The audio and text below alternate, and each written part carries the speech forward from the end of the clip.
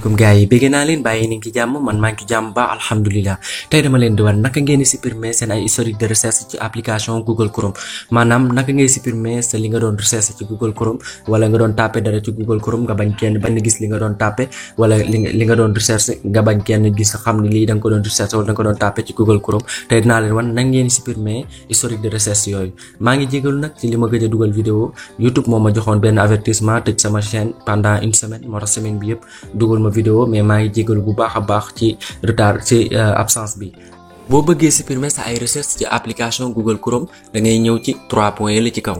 boo dikkee nga bës historique troisième bi boo duggee historique gisoo recherche yi nga def yëpp ci application Google Chrome boo ko musul dindi fii lay nekk recherche yi nga mës a def yëpp ci application Google Chrome mu ngi nii boo ko musul dindi fii lay nekk gisoo sama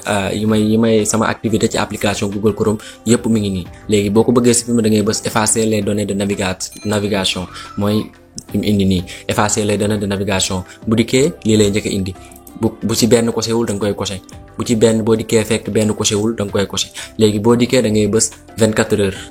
dernière 24 heures période. Léegi boo duggee période nga xool yi nga tàppe tey ci 24 heures bi yëpp wala ci 7 jours yëpp wala ci 4 semaines yi jàll wala lépp yi nga mës a tàppe yëpp.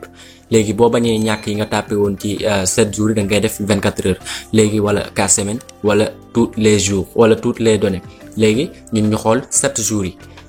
ñu xool 7 jours yi. Léegi balaa ñuy xool 7 jours yi dama leen di wan sama ay recherche mu ngi nii fii moo taxoon ma leen di wan gisoo yi ma def samay recherche mi ngi nii gisoo recherche yi ma def ci 7 jours yi yëpp day supprimer wu après te xool leen bu baax recherche yi ma def ci 7 jours yëpp day supprimer wu après. Léegi ñu duggaat 3 points yi demaat effacer ñu duggaat effacer les données de navigation. Léegi boo duggee da ngay bës 7 jours la nekk après nga def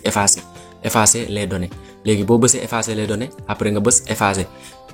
boo ko bësee automatiquement fële dina effacer wu automatiquement gisoo effacer nañ ko gisoo sunu recherche xaaral léegi mu effacer wu gisoo recherche bi effacer wu na yi ma leen wanoon tànk Xalaat TV moo nekkoon ci kaw effacer wu na ba 7 jours yi ma mujjee def. Léegi ñu xool sunu recherche gisoo recherche bi moo nekk nii gisoo 7 jours yi ma mujjee def yëpp recherche yëpp dañ na 7 jours yi laa mujjee def recherche dama ko effacer woon temps yi avant 7 jours yi gisoo amatul benn recherche fii am sànq dama ko bësoon indil ma sama recherche yi ma def ci 7 jours yëpp instant bi amatul benn recherche fii nii amatul benn recherche boo xam ni feeñ na boo xam dama ko doon def wala yi ma doon sama activité feeñ na ci barre de recherche bi amul dara. li moo nekkoon vidéo tey bi bu fekkee vidéo bi neex na la bul fàtte abonné activer cloche de notification bi partage vidéo bi pour chaîne bi gën a am doole kon gars yi bu beneen vidéo incha allah.